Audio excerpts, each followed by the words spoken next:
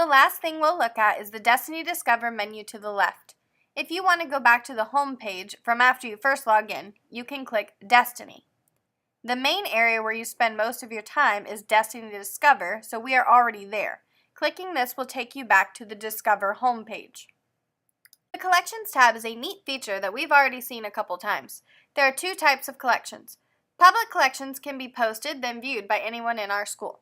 A teacher could make a public collection for your specific class, subject, or even a specific project. I have also created a What Do You Think collection that contains books that I think you'll like, but I haven't had a chance to read them yet. So I want you to read them, review them, and let me know what you think. There's also a collection called Library Recommendations for the books that I have read and I think you'll like.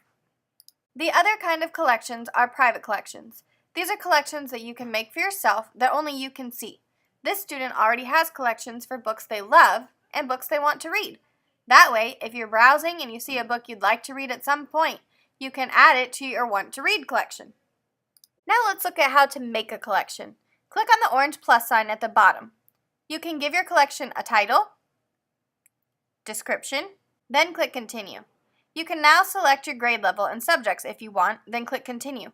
Now you can give the collection an image and a color and create. You will now be able to add books to your collection when viewing any book. Heading back to our menu, your profile comes next. This is pretty simple. You can change your icon or your interests. Next area is very important because you can see the books you have checked out, and more importantly, their due dates. You also have the ability to renew your books here, so you can keep it longer. Keep in mind, if the book is already late, the system will not let you renew it. In that case, get your book back as soon as possible so you won't get a bunch of late fees.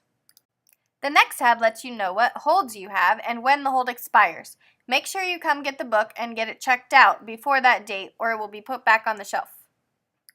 Oh, the fines, which you won't get, but if you did, you can see how much you owe here. If you need to pay a fine, you can give it to me. The last thing we'll look at is favorites. You can add books you've read to your favorites so you can keep track of what you've read and liked.